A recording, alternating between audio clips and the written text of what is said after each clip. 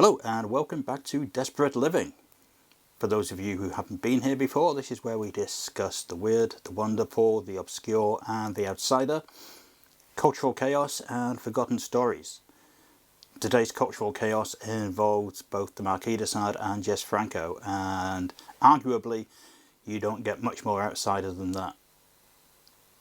We're not going to get into the careers of either of them to any great extent here because that's not really what this video is about, and quite frankly we'll probably come back to them at a later point. They're both very long and complex tales, but for now we're just discussing a couple of new releases, new-ish releases: Philosophy in the Boudoir and Justine, both now reissued by Blue Underground on shiny new 4K UHD editions, and very nice they are too, but we'll get into the movies in just a moment. I think for now let's just talk a little bit about De Sade, if for no other reason than to dispel some of the weird myths that still follow him around. I mean, people talk about De Sade as if he's something along the lines of a cross between Jack the Ripper and Pol Pot. If you listen to anybody discussing the whole idea of De Sade and his reputation, you would think that he's a mass murderer, a mass torturer, some kind of historical monster rather than a writer. Of course, none of this is true. De Sade certainly had his idiosyncrasies, shall we say, but his time in jail was mainly due to political issues and a mother-in-law who really hated him and had a lot of influence. In fact, De Sade is a bit of a hero of the French Revolution, even though he eventually washed his hands of it to a certain degree because, ironically, he disagreed with the levels of violence involved in the revolution. So the whole myth of De Sade, and it kind of goes on through other works of fiction, through ill-thought-out biographies, through people just making assumptions based on what they know of De Sade, which generally is nothing more than his name and its connection to sadism, in itself a bit of a dubious connection to make. You know, they mix up the man and his work. Now, certainly there's been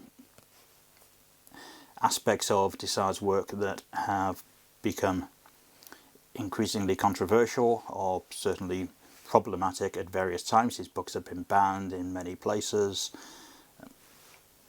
In the 1960s in Britain, no sooner were these books legally available than they were pulled from the shelves because of their rather fatuous connection with Ian Brady, the Moors murderer. Brady certainly had read De Sade and bought into the philosophy a little bit, but let's not pretend that he was actually made to do what he did by the De Sade novels. I think he was attracted to the novels because he was the way he was. It's not the other way around. But I mean, you can look at books like, or stories should I say, like Robert Bloch's The Skull of the Marquis de Sade, which of course was filmed in 1965 as The Skull by Amicus. But he actually describes De Sade here as an eternal symbol of innate evil. Well, maybe that's what his name has become, but it's not an accurate description. It's a great story, by the way.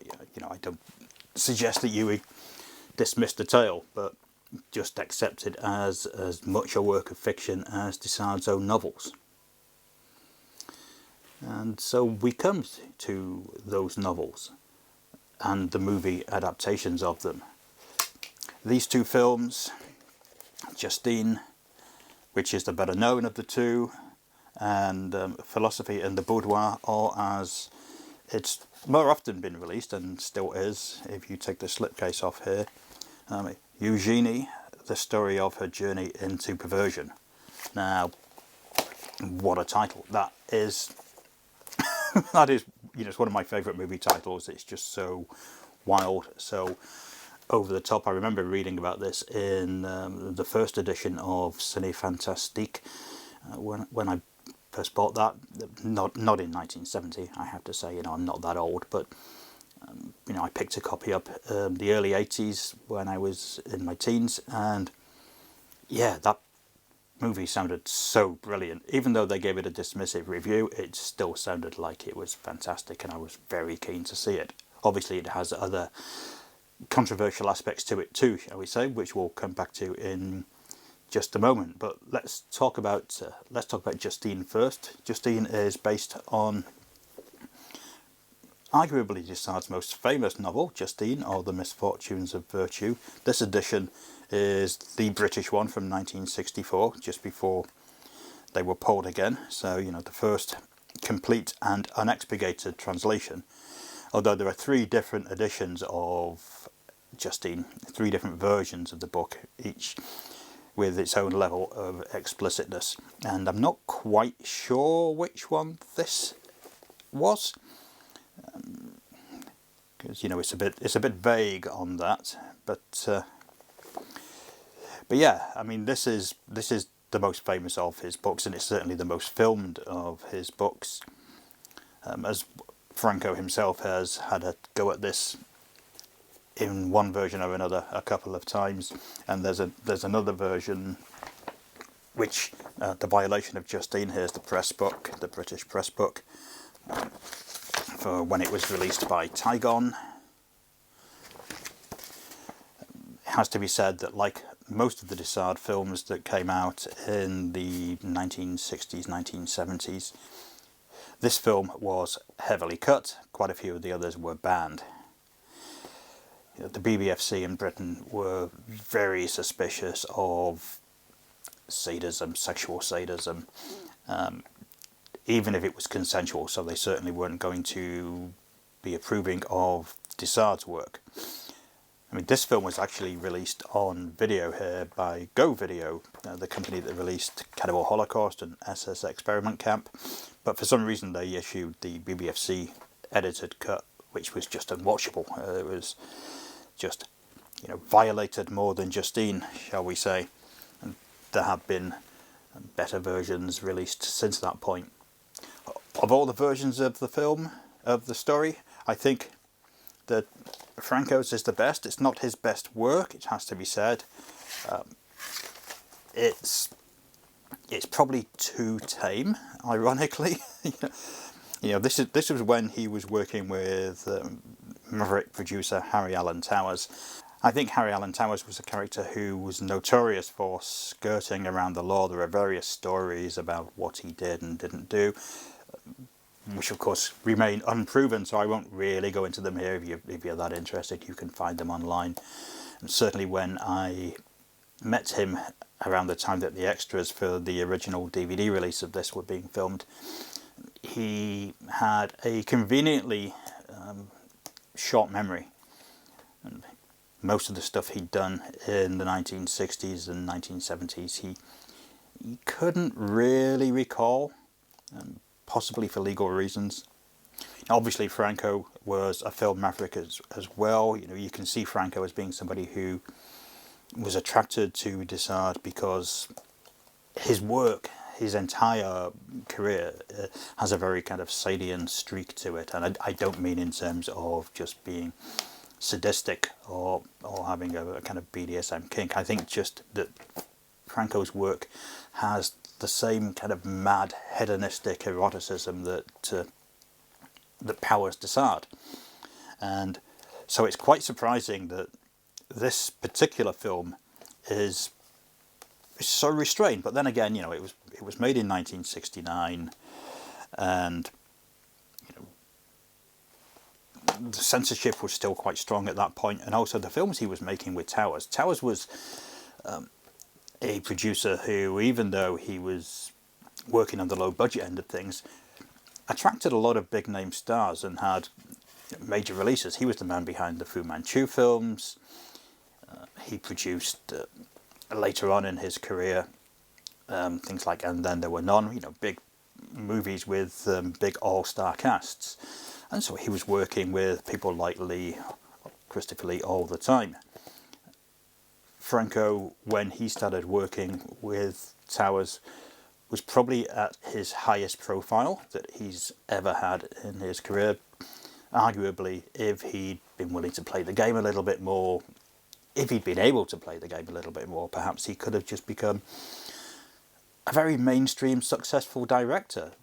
I don't think that's what he wanted as a filmmaker. I don't think he was really interested in towing the line to that extent. If you look at his career, it's the work of a maverick. It's the work of somebody who sees the poetry of film, who sees the jazz aspects of movies, I suppose. And he would never have been a really good fit for the cinematic mainstream. But this was his one chance.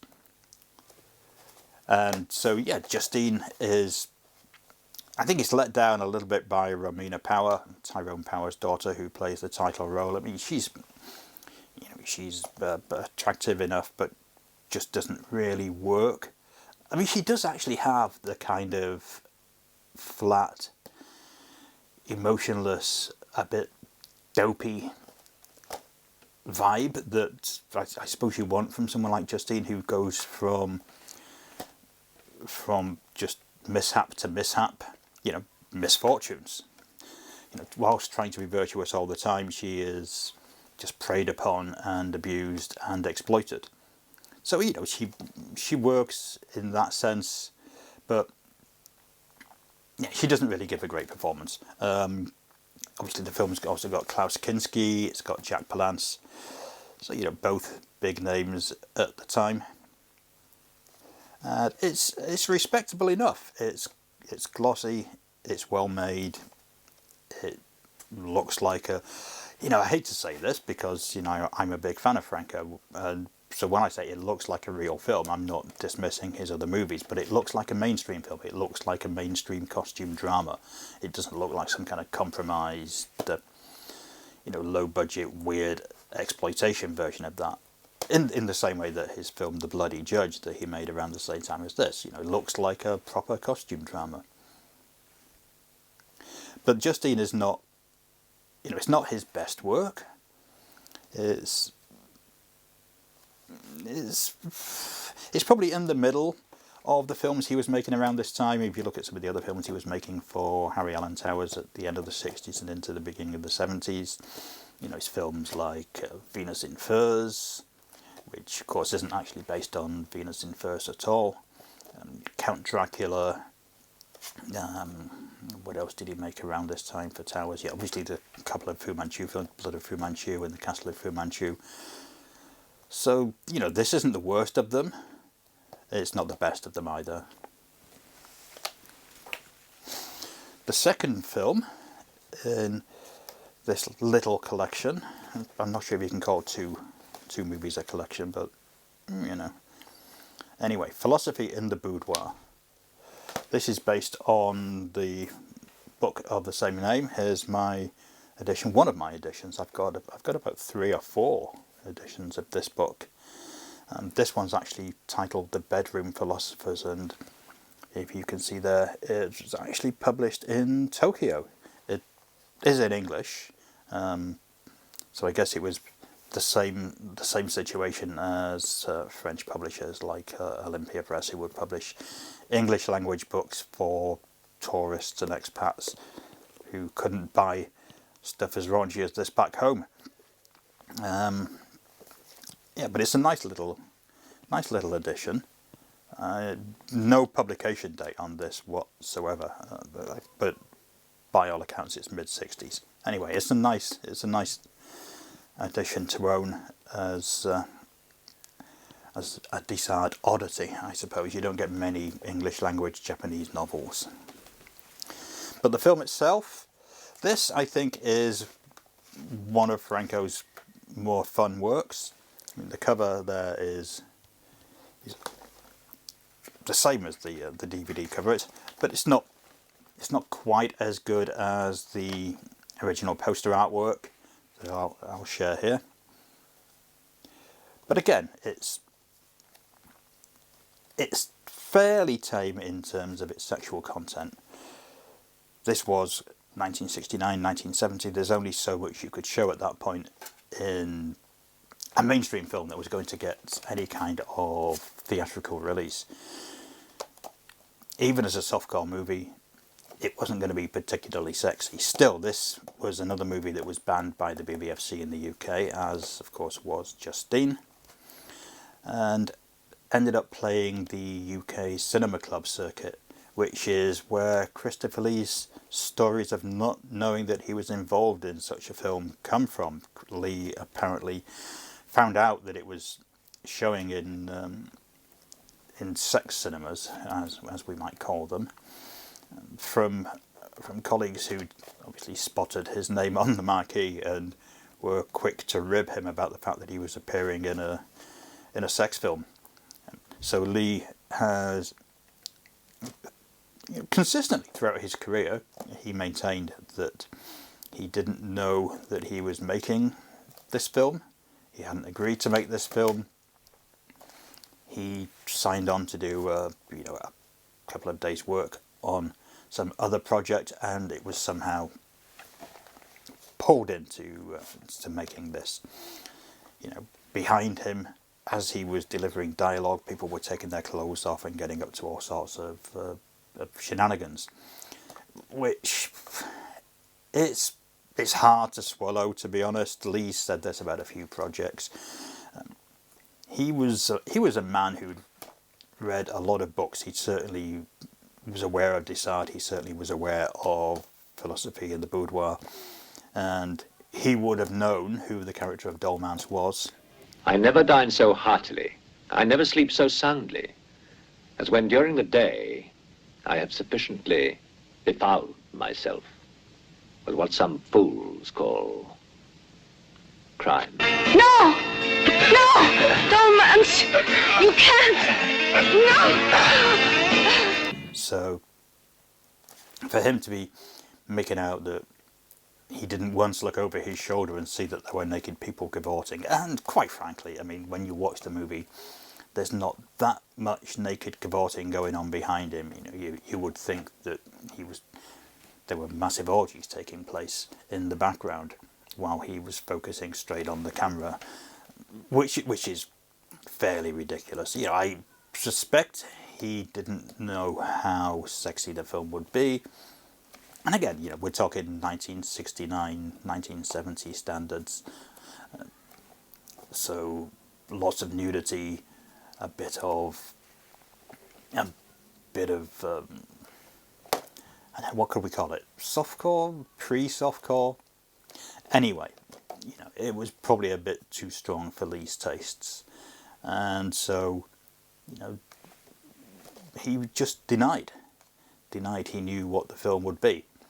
And to a degree that would be true. If he didn't realise just how much sex there was going to be in the film, he might have felt misled. But we should bear in mind that he carried on working for Franco, carried on working for Harry Alan Towers after this was released. So, if he was so outraged about what they'd done behind his back, you would think he wouldn't risk the same thing happening again. So these are both well worth having. They look great. They're both fun. They're both nicely packaged. I really like these new slipcases with a little kind of mirror, even though they're sliding down at the moment. And great replacements for the DVDs that I've had since they came out in, I don't know, the early 2000s, I suppose. Anyway, that's all for now. Don't forget, if you enjoy this kind of thing, like, subscribe, comment, tell your friends, tell your enemies, take out billboard advertising, send us loads of money, all that kind of thing.